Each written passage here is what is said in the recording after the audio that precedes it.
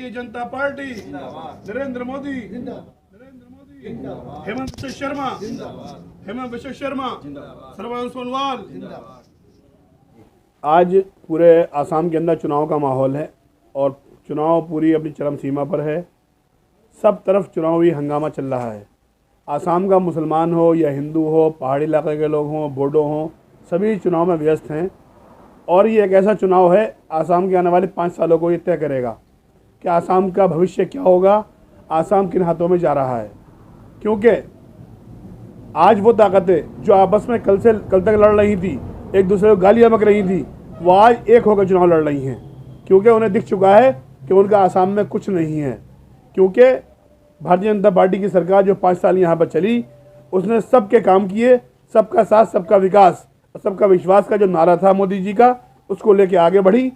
और उसी वजह से पूरे आसाम के अंदर भारतीय जनता पार्टी का माहौल है।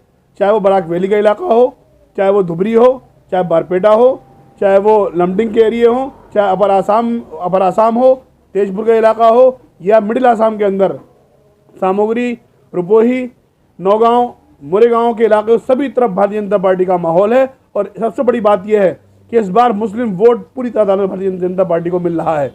क्योंकि जिन क्षेत्रों के अंदर भाजपा को वोट नहीं दिया था मुसलमानों ने या दूसरे लोगों ने, वहाँ भी काम किए। इस वजह से वो सभी लोग भारतीय जनता पार्टी के करीब आ रहे हैं। अभी मैं होजाई से आ रहा हूँ। होजाई के अंदर एक ज़बरदस्त माहौल है, उत्साह का माहौल है। मुस्लिम समुदाय टूट के भारतीय जनता पार्टी को वोट कर रहा है। क्योंकि बदरुद्दीन अजमल और कांग्रेस कल तक एक दूसरे को गालियाँ बक रहे थे, गिरबान पकड़ के घूम रहे थे, आज गले में हाथ डाल के घूम रहे हैं। अजमल और कांग्रेस, इनका आखिरी सिलेंडर बचा हुआ है ऑक्सीजन का, और वो ख़त्म होने वाला है। अगले चुनाव में इस काबिल नहीं रहेंगे ये कि आसाम में चुनाव लड़ सकें। क्योंकि जब ताकत ख़त्म हो गई, विधानसभा, लोकसभा और पंचायतों से लोगों ने इनको आउट कर दिया, तो ये दोनों मिलकर चुनाव लड़ रहे हैं। भारतीय जनता पार्टी की सरकार बन रही है, पूरे बहुमत की सरकार बन रही है। आसाम के मुसलमानों को ये सोचना चाहिए कि चलती हुई सरकार में आने वाली सरकार को वोट करें। भारतीय जनता पार्टी को दिया हुआ हर वोट आसाम के भविष्य को तय करेगा और आसाम की सरकार के अंदर सहयोगी होगा।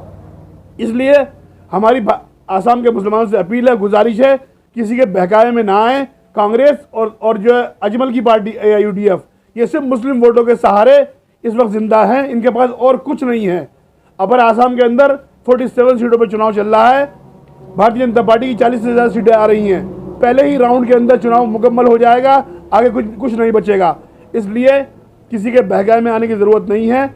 हमारी अपील है, गुजारिश है तमाम आसाम के लोगों से, खासतौर मुसलमानों से, क्योंकि मोदी जी का जो नारा है उसको लेकर आगे बढ़ना है, सबका साथ सबका विकास। और आसाम का मुसलमान जो वोट कर रहा है वो डेवलपमेंट के नाम पे कर रहा है।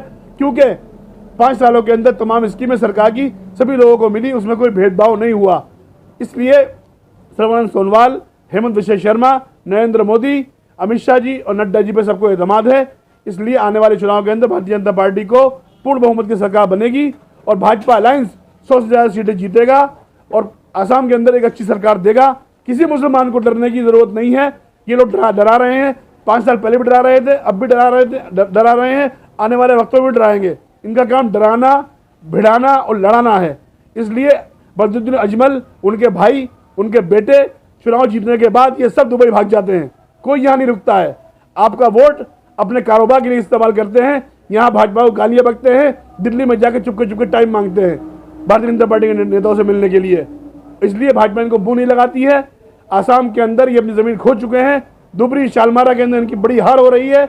इसलिए जमुना मुख हो या जो है रुपोही हो या लमडिंग, होजाई और लाहौरी घाट के मुसलमानों से मेरी अपील है, ऐसे लोगों को बहकावे में आने की ज़रूरत नहीं है।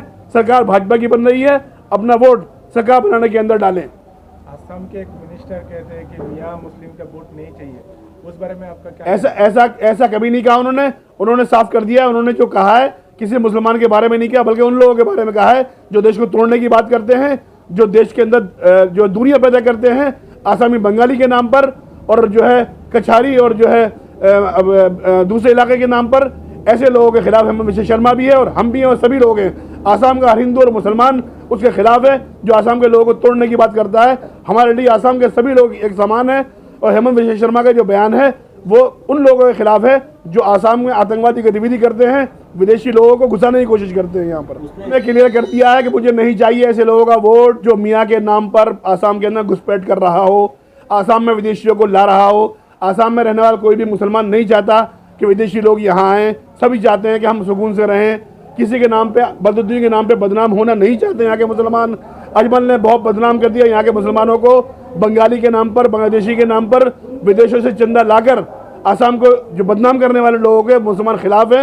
इसलिए अजमल की पार्टी इस बार हारने वाली है। बिल्कुल, अगर कहीं कमी रही है एनआरसी के अंदर, उसको पूरा किया जाएगा। आसाम का मुसलमान भी चाहता है कि जो विदेशी हैं उनको एनआरसी से बाहर किया जाए। सुप्रीम सब कुछ जो कुछ भी हो रहा है, जो आगे भी होगा, सब सुप्रीम कोर्ट ही करेगी, कोई व्यक्ति विशेष नहीं करेगा। ऐसा है, जो आसाम में जो कुछ भी होगा कोई अपनी मर्जी से नहीं करेगा। जो कुछ भी होगा प्रधानमंत्री नरेंद्र भाई मोदी, केंद्र सरकार और सुप्रीम कोर्ट के फैसले के मुताबिक होगा। किसी को डरने की जरूरत नहीं है। कभी इन्होंने डराया मुसलमान हिंदू के नाम पर, कभी इन्होंने डराया बांग्लादेशी के नाम पर, अब डरा रहे हैं एनआरसी और सीए के नाम पर। इसलिए डरने की जरूरत नहीं है। आसाम का 1 करोड़ से ज़्यादा मुसलमान भारतीय जनता पार्टी की सरकार में महफूज है और महफूज रहेगा। देखिए, अजमल का जो चरित्र है, ऐसे जो करप्ट लोग होते हैं जो हर जगह छुपे फिरते हैं, यहाँ बीजेपी को गालियाँ बकते हैं और अपना काम निकालने के लिए बीजेपी के दरवाज़ों पर भागे फिरते हैं। सीए में क्या होना था वो हो चुका, सबके सामने पूरे देश देख रहा है कि सीए में किसको नुकसान हो रहा है, किसको फ़ायदा हो रहा है। इसलिए भारतीय मुसलमानों को, भारतीय हिंदू को डरने की ज़रूरत नहीं है। ये कानून बाहर के लोगों के लिए है। भारतीय मुसलमान को, हिंदू को इसमें डरना नहीं चाहिए। जनता पार्टी, केंद्र सरकार, नरेंद्र भाई मोदी और हमारा पूरा संगठन सभी धर्मों का आदर करता है। सभी धर्मों की धार्मिक किताबों का, उनके उलमा का, मदारिस का, मसाजिद का, मंदिरों का, सभी का आदर करता है। अपने धर्म पर अमल करिए, आप दूसरे के धर्म को की इज्जत करिए, ये सिखाता है। इसलिए ऐसे आदमी की ना भारतीय जनता पार्टी में कोई औकात होती है, ना जगह है।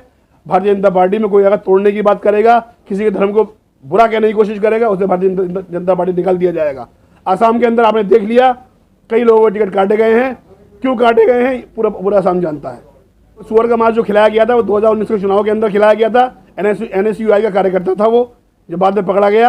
यह कांग्रेस की चाल है।